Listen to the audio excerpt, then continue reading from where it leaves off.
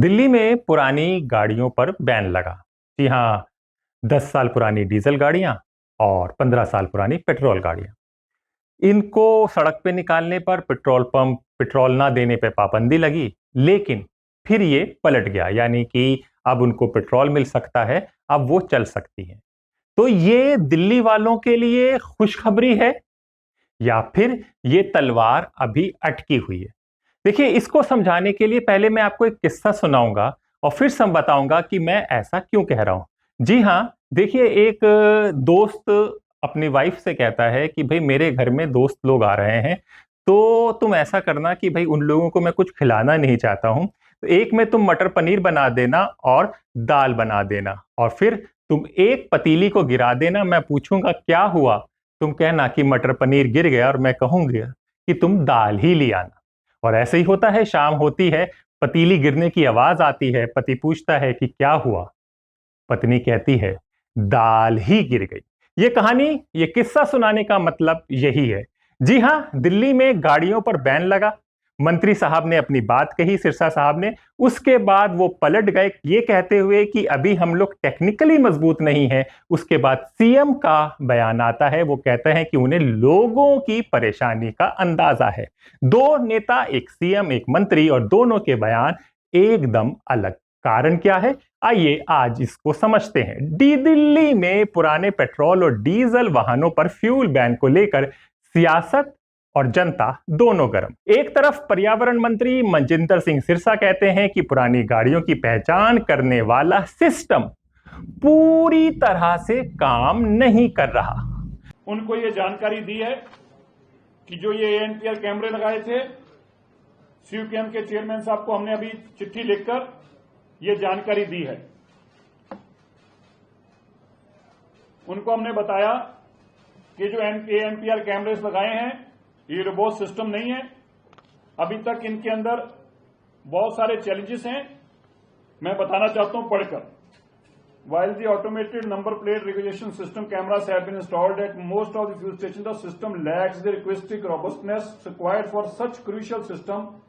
Some of them they are crucial issues related to technological glitch, camera placement, sensors not working, speakers manipulation. ये speakers भी manipulated हैं, ये भी कोई चल नहीं रहे, कोई बोल रहा है कोई नहीं बोल रहा, ये माल फंक्शन एक अलग से है। इसके साथ ही सेंसर्स की प्लेसमेंट, ये सब चैलेंजेस हैं। इसके साथ साथ ये इंटीग्रेटेड भी नहीं है, एनसीआर के डेटा के साथ अभी तक इंटीग्रेटेड भी नहीं हो पाए। इसके साथ साथ एंड ऑफ लाइफ जो है, इसमें एक और चैलेंज आ रहा है हमें, वो है कि एचएसपी जो हाई सिक्योरिटी रजिस्ट्रेशन प्लेट्स हैं, इनमें से भी जो जिन पे नहीं है उनको ये आइडेंटिफाई नहीं कर रहा। पेट्रोल पंपों में झगड़ा हो रहा है कि भाई ये भी 10 साल से पुरानी गाड़ी है, तुम इसको क्यों नहीं छेड़ रहे। तो ये एक नई बीमारी वहां पर खड़ी हो गई, क्योंकि जो एचएसआरपी प्लेट्स नहीं है उनको ये आइडेंटिफाई नहीं कर पा रहा। इसके साथ ही इसमें एरर्स भी आ रहे हैं और इसकी इंप्लीमेंटेशन में दिक्कतें और चैलेंजेस भी हैं। हमने ये भी बताया कि किस तरह से गुड़गांव, फरीदाबाद और गाजियाबाद और बाकी एनसीआर के अंदर भी ऐसा कोई कानून अभी तक लागू नहीं हुआ। अगर कोई दिल्ली में नहीं फ्यूल मिलेगा तो उसको जाके गुड़गांव में, फरीदाबाद से ले लेगा। तो इसका लाभ कैसे होगा? इसका लाभ तभी होगा जब इसको रोबस्ट सिस्टम किया जाए और सारी जगह पे बराबर किया जाए। हमने बताया कि दिल्ली की सरकार पोल्यूशन के लिए बहुत तेजी से कदम उठाए हैं, डस्ट मिटिगेशन के कदम उठाए हैं, फ्यूल पोल्यूशन के लिए हमने काम किया है, हमने PM 2.5 को कम करने के लिए काम किया है। हमने बताया कि किस तरह से दिल्ली की सरकार इस साल 70 लाख से ज्यादा पेड़ लगाने जा रही है। हमने बताया कि किस तरह से PUC जो पोल्यूशन अंडर कंट्रोल सर्टिफिकेट है, उसको हम और मुस्तैदी से जानकारी ले रहे हैं, थर्ड पार्टी उसकी जानकारी लेके। वहीं मुख्यमंत्री रेखा गुप्ता का कहना है कि ये फैसला, सुनिएगा ये लाइन, उनका कहना है कि ये फैसला लाखों परिवारों की रोजी रोटी पर सीधा असर डाल रहा है। यानी कि जैसा हमने कहा कि मुख्यमंत्री और मंत्री क्या कह रहे हैं, आपस में ही तालमेल नहीं, और इस ना बेतालमेल का कारण दिल्ली की जनता परेशान। क्या है मामला, ये समझते। 15 साल से पुराने पेट्रोल और 10 साल से पुराने डीजल वाहनों को फ्यूल देने से इनकार करने का फैसला बीजेपी सरकार के लिए भारी पड़ गया। मिडिल क्लास से भारी नाराजगी और राजनीतिक दबाव ने सरकार को पीछे हटने पर मजबूर हुआ। तो जब यह मजबूरी हुआ तो सबने सोचा कि इस मजबूरी का सिरा, यानी कि जब यह फैसला टल ही रहा है तो सब अपने अपने नंबर बना लें, और सबने यही करना शुरू कर दिया। जब ये CAQM के द्वारा आदेश दिया गया कि दिल्ली में एंड ऑफ लाइफ व्हीकल को पेट्रोल नहीं दिया जाएगा, तभी हमारे मन में लगातार दिल्ली की जनता के लिए चिंता समा गई थी। पिछली सरकारों ने कभी पॉल्यूशन पे काम नहीं किया और उसके कारण से बार बार कोर्ट की लताड़ भी उन्हें पड़ती रही। आखिरी में आके कोर्ट को और NGT को स्वयं निर्णय लेकर के इस तरह के कठोर आदेश देने पड़े। पर अब परिस्थितियां बदल गई है। हमारे एनवायरमेंट मिनिस्टर ने खुद पत्र लिख करके CAQM को ये ज्ञान दिया कि दिल्ली में इस समय इस तरह का कोई प्रोविजन नहीं हो सकता जिससे कि हम व्हीकल्स को पेट्रोल के लिए मना करें। ना तो पिछली सरकार के द्वारा कैमरों की उस तरह की तैयारी की गई, और ये आदेश वैसे भी पूरे दिल्ली NCR में इकट्ठे लागू होता तो अलग बात होती, परंतु दिल्ली में ना पेट्रोल दें और NCR में पेट्रोल बटे, ये हो नहीं सकता। और उसके अलावा भी ये बड़ा चिंता का विषय भी है और चर्चा का विषय भी है। दिल्ली ने 4 महीने के अपने कार्यकाल में पॉल्यूशन पे अनेकों काम किए हैं।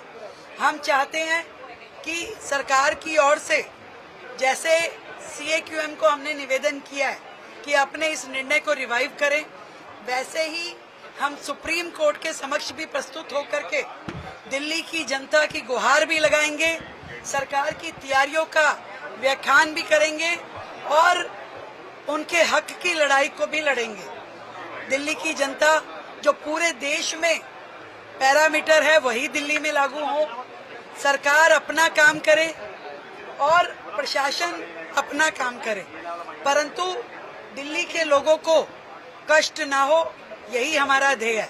तो हम लोग इस आदेश को रिवाइव करने के लिए सभी एजेंसीज जो इसमें जिन्होंने निर्णय दिया उन सबके समक्ष प्रस्तुत होंगे और दिल्ली की जनता को सुकून देने के लिए हर संभव काम करेंगे। आखिर क्यों हुआ इतना विरोध, इसको भी समझिए। इन वाहनों को एंड ऑफ लाइफ व्हीकल कहा जाता है और इन पर रोक की चर्चा नई नहीं, लेकिन हाल की सख्ती ने विरोध को तेज कर दिया। केंद्र सरकार की CAQM यानी commission for air quality management ने आदेश दिया कि इन गाड़ियों को अब पेट्रोल डीजल नहीं मिलेगा। को देखते हुए माननीय सुप्रीम कोर्ट और पॉल्यूशन कंट्रोल बॉडीज जो हैं CAMQ इत्यादि, सब लोग इस विषय की संगीनता को देखते हुए लगातार ये बात कह रहे हैं कि एंड ऑफ लाइफ व्हीकल्स को बंद किया जाना चाहिए। और बंद किया जाना मतलब जिनको पेट्रोल ना मिले, उनको पेट्रोल नहीं दिया जाए। वो लगातार इस बात की चर्चा, प्रेशर माननीय कोर्ट के आदेशानुसार दिल्ली में चल रही है। हम भी ये सोचते हैं कि ये चीजें किस तरीके से इम्प्लीमेंट हो, सरकार भी उसको देख रही है। कैमरों के ऊपर बहुत बड़ी इसमें डिपेंडेंसी है कि पेट्रोल पंप पे जो कैमरों की बात माननीय कोर्ट द्वारा की गई, हम भी उसकी वायबिलिटी देख रहे हैं कि दिल्ली में यदि कार्रवाई ये शुरू होती है तो उसका इम्प्लीमेंटेशन ठीक से हो, लोगों को दिक्कतें ना आए, लोगों के संज्ञान में भी चीजें रहे। अपनी ओर से सरकार पूरा प्रयास कर रही है कि ये चीजें आराम से हो पाएं और उसको हम अभी भी काम कर रहे हैं उस सारे विषय पे, और देखते हैं किस तरीके के आदेश पे काम। तो आइए आज हम आपको इसका थोड़ा सा इतिहास भी समझा दें कि ये क्या मामला है। इसमें राजनीतिक लोग अपना फायदा तो देखते ही हैं और अपने सिर सेहरा भी बांधते हैं कि हमने इतने बड़े काम किए, लेकिन इस मामले को समझना और इसका कानूनी इतिहास जानना आप लोगों के लिए जरूरी है, क्योंकि आपको अपना हक पता होना चाहिए, अपना कानून पता होना चाहिए, तभी आप नेता लोगों से सवाल पूछ सकते हैं। जी हां, 2015 में नेशनल ग्रीन ट्रिब्यूनल एनजीटी जिसे कहते हैं, वाहनों पर प्रतिबंध की सिफारिश की थी। 2018 में सुप्रीम कोर्ट ने इस आदेश को बरकरार रखा। बीते कुछ सालों में ऐसे वाहन सड़क पर दिखे तो उन्हें जब्त करने के आदेश भी जारी किए गए, पर इसमें भी कुछ छूट मिली थी, जैसे विंटेज वाहन जो सिर्फ एग्जीबिशन और रैली के लिए उपयोग में लाए जाते हैं। कुछ सरकारी विभागों की गाड़ियों को डी रजिस्टर कर दिया गया था, जिन्हें अब एनसीआर से बाहर एनओसी के बाद ही बेचा जा सकता है। क्यों पड़ा असर मिडिल क्लास पर, यह भी आप समझिए। फ्यूल बैन का सबसे बड़ा असर मिडिल क्लास पर पड़ा। जिन लोगों की पुरानी गाड़ियां अब भी बढ़िया हालत में हैं, वो कह रहे हैं यदि कोई गाड़ी पोल्यूशन टेस्ट में फेल होती है तभी उसे हटाओ, उम्र के आधार पर नहीं। ये एक बहुत बड़ा सवाल है। आप 10 साल में या 15 साल में जो भी है टाइम लिमिट, उसके बाद आप उसकी कार की फिटनेस करा लीजिए। अगर उसमें कोई कमी है वो ठीक करा दीजिए and then it should be renewed. It doesn't make sense कि आप 10-15 साल में आप एज्यूम कर लो कि सारी गाड़ियां खराब होगी और दे आर अनफिट। आप जो कर भी रहे हो अनफिट, उसमें से कोई एनालाइज करके तो देखे कि कितनी एक्चुअली खराब है। ये मेरी गाड़ी 11 साल पुरानी हो गई है, अब 4 साल में इसका भी नंबर आ जाएगा, तो आई एम वरीड। अगर आप देखो तो मेरी कार बिल्कुल फिट है, इसमें कोई दिक्कत नहीं है एंड अननेसेसरीली 4 साल बाद मेरे को स्क्रैप करनी पड़ेगी। करीब 70,000 किलोमीटर चली है अभी 11 साल में, तो एवरेज से भी लो चली है, ज़्यादा नहीं चलती है। और मैं इसकी फुली मेंटेन रखता हूँ। अभी भी आप देखो तो मैं एवरी 6 मंथ्स में इसमें इंजन ऑयल, एयर फिल्टर और ब्रेक ऑयल वगैरह सब चेंज कराता हूँ। तो मेरी कार में कोई दिक्कत नहीं है और 4 साल बाद मेरे को स्क्रैप करनी पड़ेगी, which is very pitiful. I feel pity for those people जो जिनके ऑलरेडी जिनकी गाड़ी को लिए हुए काफी टाइम हो चुका है, मतलब 10-10, 12-12 साल से गाड़ी है उनके पास, बट शायद उनको गाड़ी चलाने का और उतना ट्रैवल का इतना मौका नहीं मिला। तो हार्डली वो अगर 10 साल में 25,000 किलोमीटर चलिए तो उसको तो वो गाड़ी बंद करते हुए किसी को देते हुए तो बहुत बड़ा अफसोस होगा I guess. And secondly I guess जो पेट्रोल यहाँ से नहीं भरवा रहा, जो बंदा नोएडा गाजियाबाद से आ रहे हैं, तो आई गेस उनको वो नोएडा गाजियाबाद से वो काम इजिली करा सकते हैं, बिकॉज वहाँ पे वो रूल नहीं है। हमारा पीयूसी वगैरह सब सही आ रहा है, तो हमें स्क्रैप करने की क्या जरूरत है। मिडिल क्लास जो गाड़ी लेता है, ठीक है, 15 साल के लिए उसने गाड़ी ली, उसने अपनी लिमिट से एक्स्ट्रा गाड़ी ली होगी बाई चांस, तो उस पर असर ये पड़ेगा कि उसको चेंज करनी पड़ जाएगी गाड़ी और उसकी गाड़ी की वैलिडिटी होगी तब भी। आप ऑटोमोबाइल्स की कॉस्ट देखिए, पिछले 5-6 साल में कितनी ज़्यादा बढ़ गई है। It is not easy to buy automobile. सबकी EMI चल रही है। कुछ केसेस में तो मैंने यहाँ तक सुना है कि लोगों की EMI खत्म भी नहीं हुई है और उनको स्क्रैप करनी पड़ रही है गाड़ी। आप समझ सकते हैं कि आप एक डेवलपिंग सोसाइटी में रह रहे हैं, डेवलप सोसाइटी में नहीं रह रहे हैं। तो आपके डिसीजन अपनी जनता के आधार पर होने चाहिए, ना कि उनके आधार पर, जैसा आप सोच रहे हैं कि ऐसे हम हो गए हैं, पर वो हकीकत नहीं है। जी हां, इसी में रेखा गुप्ता का बयान आता है। मुख्यमंत्री रेखा गुप्ता एक्स यानी ट्विटर पर लिखती हैं, ये फैसला लाखों परिवार के जीवन और रोजगार को बुरी तरह प्रभावित कर रहा है। हमारी सरकार वायु प्रदूषण पर नियंत्रण को लेकर पूरी तरह प्रतिबद्ध है, लेकिन कोई भी फैसला लेते समय जनता की सामाजिक और आर्थिक जरूरतों को संतुलित रखना भी उतना ही जरूरी है। पर्यावरण मंत्री श्री मजिंदर सिंह सिरसा द्वारा भेजे गए पत्र के माध्यम से हमने आग्रह किया है कि इस आदेश को तत्काल प्रभाव से स्थगित किया जाए और सभी हितधारकों से सलाह लेकर एक व्यवहारिक, न्याय संगत और चरणबद्ध समाधान किया जाए। अब यहीं पर रोकना पड़ेगा कि भाई ये फैसला सुनाया किसने? पर्यावरण मंत्री ने सुनाया।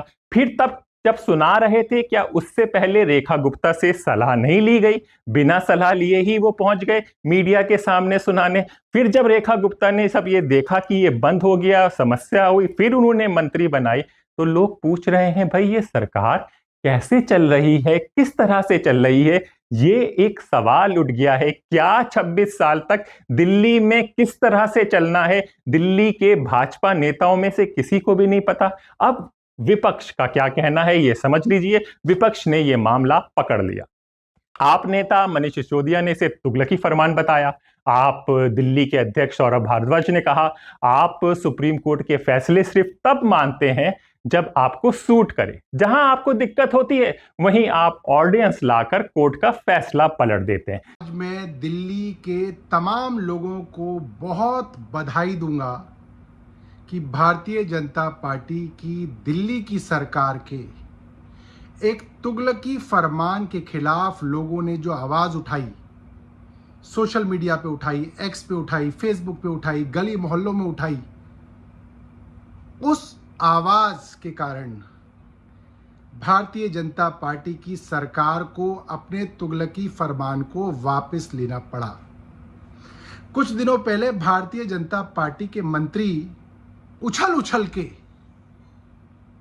लोगों को लगभग धमका रहे थे कि कोई भी गाड़ी डीजल की अगर 10 साल पुरानी हो और 15 साल पुरानी पेट्रोल की गाड़ी हो तो उसको दिल्ली में रहने नहीं देंगे, ये कर देंगे, वो कर देंगे, पेट्रोल पंप पे स्पेशल टीमें लगाई जाएंगी, कैमरा लगाए जाएंगे। और ये मामला करीब 61 लाख गाड़ियों का था। 61 लाख परिवार, जिसमें 18 लाख कार थी और करीब 41 लाख के करीब बाइक्स बताई जा रही हैं। 60 लाख के लगभग परिवार दहशत में थे 2 दिन से कि भाई अगर आप हमारी गाड़ी जब्त कर लोगे तो नई गाड़ी कैसे खरीदेंगे। हर एक की गुंजाइश नहीं है नई गाड़ी खरीदने की। कई तो रिटायर्ड दंपत्ति हैं, रिटायरमेंट के बाद एक गाड़ी है, आसपास की मार्केट तक जाते हैं, महीने में जो है 20-25 किलोमीटर गाड़ी चलती है कभी कभी। अब गाड़ी आप जब्त कर लोगे तो नई गाड़ी कैसे खरीदेंगे। और ये साफ दिख रहा था कि इस तुगलकी फैसले का फायदा सिर्फ और सिर्फ बड़े बड़े धन्ना सेठों को होने वाला था। उनको, जो कार मैन्युफैक्चरर्स हैं, ऑटोमोबाइल कंपनीज हैं, उनकी कारें और बाइक खूब बिकनी थी। 61 लाख वाहन बिकने थे और ओला उबर की चांदी होनी थी, क्योंकि कुछ ही दिनों पहले केंद्र सरकार ने कह दिया कि ओला उबर अब दुगने दाम तक जो है बढ़ा के अपने बेचारे कस्टमर को चूस सकते हैं। तो हर तरह से मिडिल क्लास का गला घोटने का एक प्लान तैयार था, जिसमें बड़े बड़े उद्योगपतियों को फायदा और मिडिल क्लास की और बेचारे लोअर मिडिल क्लास की ऐसी की तैसी होने वाली थी। और झूठ बोला जा रहा था कि हमारे पास तो कोई चारा ही नहीं है जी, हमको तो कोर्ट ने ऑर्डर कर दिया, हम क्या करें। मगर जनता की आवाज की वजह से, जनता ने एक साथ आवाज उठाई, इसकी वजह से आज इस सरकार को अपना फैसला वापस लेना पड़ा है। मैं सारे लोगों को दिल्ली के बहुत बधाई दूंगा जिनके प्रेशर की वजह से इस सरकार को झुकना पड़ा है और अब इन्होंने इस फैसले को वापस ले लिया। अब मैं पूछना चाहता हूं, अब कोर्ट का फैसला नहीं है। यानी कि वो भी राजनीति चल रही है, लेकिन सबसे ज्यादा जो परेशान हो रहे हैं वो आप और हम हो रहे हैं, क्योंकि हम इस दिल्ली में रह रहे हैं, हमने इस दिल्ली के लिए जिए हैं, हमने इस दिल्ली के लिए वोट दिया था। और आज स्थिति क्या है, क्या कल होगा, ये भी हमें आज पता नहीं है। जी हां, ये मामला एक क्लासिक उदाहरण है कि अच्छे इरादों वाली पर्यावरण नीति भी असफल हो जाती है अगर उसको सही ढंग से बताया ना जाए, लागू ना किया जाए।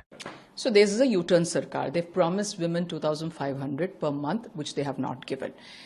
They called Arvind Kejriwal saying that he lives in a Sheesh Mahal. Now I hear that Rekha ji is going to get a Sheesh Mahal. And now, of course, this petrol thing and diesel thing, which they said we will remove these vehicles, and they've gone back because of people's pressure. I mean, they come out with ideas which are illogical. So they are U-turn Sarkar.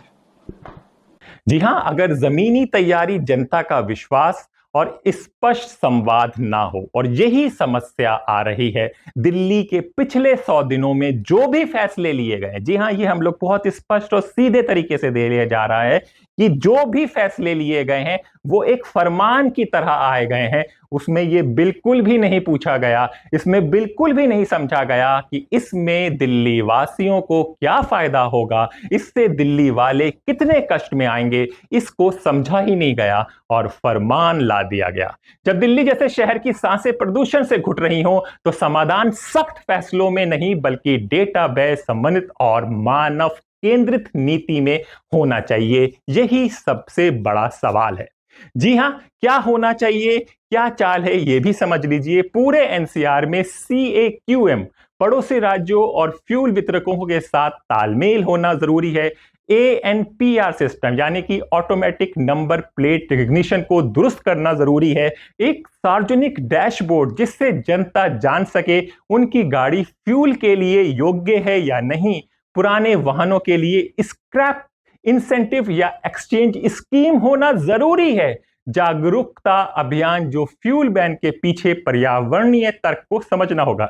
यानी कि भाई अगर किसी की 10 साल पुरानी गाड़ी है और अच्छी कंडीशन में है, आप सरकार में है, आप बात आ सकते हैं कि इसको एक्सचेंज में आपको इतना डिस्काउंट जो मिल जाए उसकी असली वैल्यू का, वो करके भी कर सकते हैं, जिससे मिडिल क्लास को अपनी गाड़ी, अपनी कीमती सामान और अपनी कमाई को स्क्रैप होते हुए तो नहीं देखना पड़ेगा। उनके पास एक गाड़ी भी होगी। ये शहर है, अभी इतना विकसित नहीं हुआ है, एक गाड़ी पूरे जीवन चलती है और बहुत अच्छी तरह से मेंटेन होती है। इस तरह के कई उदाहरण, कई एग्जाम्पल आपके इस दौरान आने लगे। किसी ने 85 लाख की मर्सिडीज 2.5 लाख में बेच दी, किसी की सब कुछ होंडा सिटी सही थी लेकिन उसको बेचना पड़ा 1.5 लाख में। ये सब होने लगे। हमारा यहाँ हमारे पार्लियामेंट स्ट्रीट सर्कल एरिया में 4 पेट्रोल पंप हैं जिन पर हमने अपना स्टाफ डिप्लॉय कर रखा है और इसमें से भाई वीर सिंह आर्क जो पेट्रोल पंप है, यहाँ से 2 over 15 years petrol motorcycle seize हुई है।